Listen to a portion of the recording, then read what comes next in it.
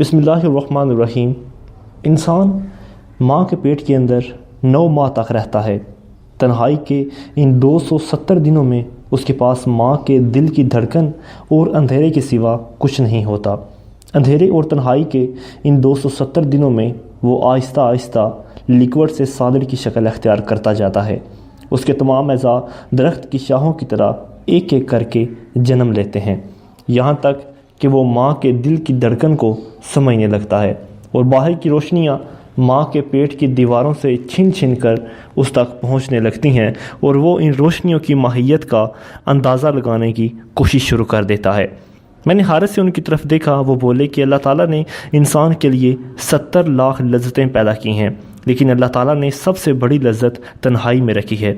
وہ رکے، انہوں نے سانس لیا اور بولے کہ تم تنہائی کی لذت کا اندازہ صرف اس بات سے لگا لو کہ اللہ کے 1 لاکھ کم و بیش 24,000 انبیاء مراقبے کے لیے جنگلوں، پہاڑوں، غاروں اور ویرانوں میں جاتے تھے، اور اس عمل میں انہیں اس قدر لذت محسوس ہوتی تھی کہ وہ غاروں تک محدود ہونے کی کوشش کرتے تھے، یہاں تک کہ اللہ تعالیٰ کو وحی کے ذریعے انہیں واپس بستیوں میں جانے اور لوگوں کو دعوت دینے کا حکم دینا پڑتا تھا۔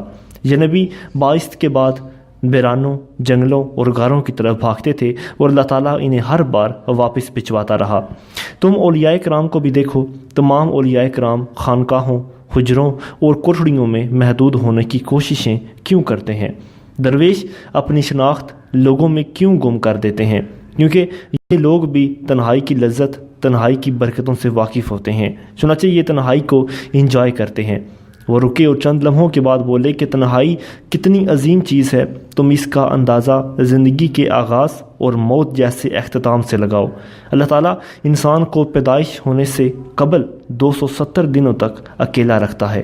وہ انسان کو پیدا بھی اکیلا کرتا ہے، اور انسان مرتا بھی اکیلا ہے، اور مرنے کے بعد حشر تک قبر میں بھی اکیلا رہتا ہے۔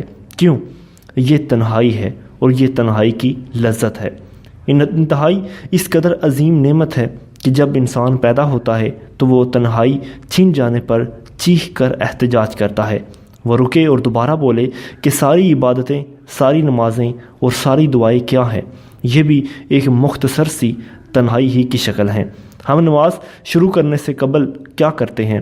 ہم اپنے آپ کو تنہا کرتے ہیں، اور اس کے بعد خود کو اللہ کے دربار میں کھڑا کر دیتے ہیں۔ ایسا کیوں ہے؟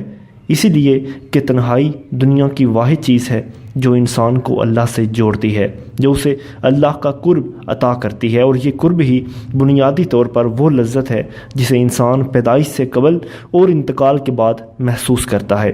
چنانچہ اگر تم زندگی کو انجوائے کرنا چاہتے ہو تو تم زندگی کی اصل لذت کو محسوس کرنا اگر چاہتے ہو تو کبھی کبھی پہاڑ کی کسی چٹان پر آ کر اکیلے بیٹھ جایا کرو، کسی جھیل کے کنارے جایا کرو، کسی خوبصورت منظر میں اتر جایا کرو، اور کبھی کبھی کسی ایسی اجنبی جگہ پر چلے جایا کرو جہاں تمہیں کوئی نہ جانتا ہو، اور تم کسی خاموش جگہ بیٹھ کر اپنے ارد گرد دیکھا کرو۔ تمہیں ایسی لذت محسوس ہوگی جو ہزاروں محبتیں مل کر نہیں دے سکتیں۔ وہ رکے اور نرم آواز میں بولے کہ انسان کی زندگی کو سمجھنے کے لیے زندگی میں 270 دنوں کے برابر تنہائی درکار ہوتی ہے۔